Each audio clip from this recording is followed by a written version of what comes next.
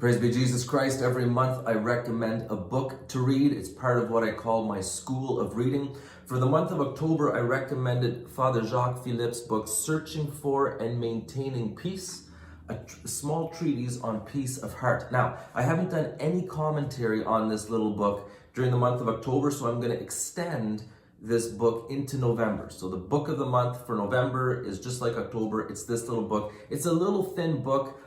It is, to my knowledge, the best book on peace. If you want to learn about peace, interior peace, peace of heart, the peace of Christ, this book is a little gem. Now, this book has been very helpful for me in the last couple weeks because I'm realizing that there's been anger that's kind of set into my heart and into my soul over the scandals in the church over the last 2 years. There's been this bitterness, this frustration, and I came to this point of realization, like, listen, like I can't be angry for the rest of my life. Like the church is always going to have issues. Things might not necessarily all of a sudden get fixed in the church. There might be more things that can cause me frustration and anger. And I just realized that I need to make a decision to surrender everything to the Lord, to trust in God's divine providence, and to accept the fact that I live in a broken world with broken people. I'm broken myself. And not let the scandals in the church, the chaos in the world, not let these things rob me of my peace and my joy.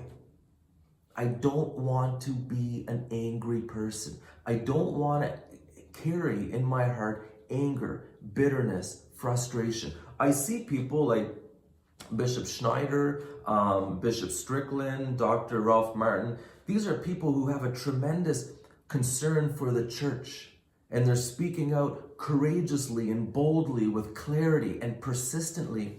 And yet when I look at them, they don't seem to be angry.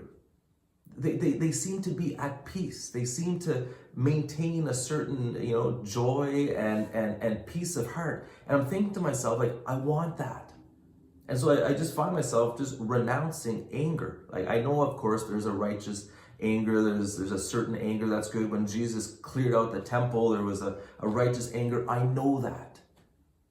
But you can tell when you're carrying an anger and a bitterness and a frustration and it won't go away. That's not of God. That's not good. And again, this book, it's a gem. I want to read you 3 little quotes kind of dealing with the struggle. Check this out.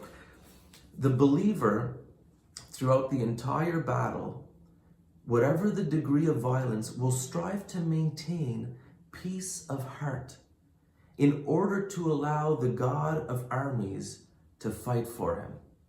He goes on to say, interior peace is not only a condition for spiritual combat, but is quite often the goal itself. Very frequently, spiritual combat consists precisely in this: defending one's peace of heart against the enemy who attempts to steal it from us. He also says, quoting St. Francis de Sales, the devil does his utmost to banish peace from one's heart, because he knows that God abides in peace, and it is in peace that he accomplishes great things. Viva Christore!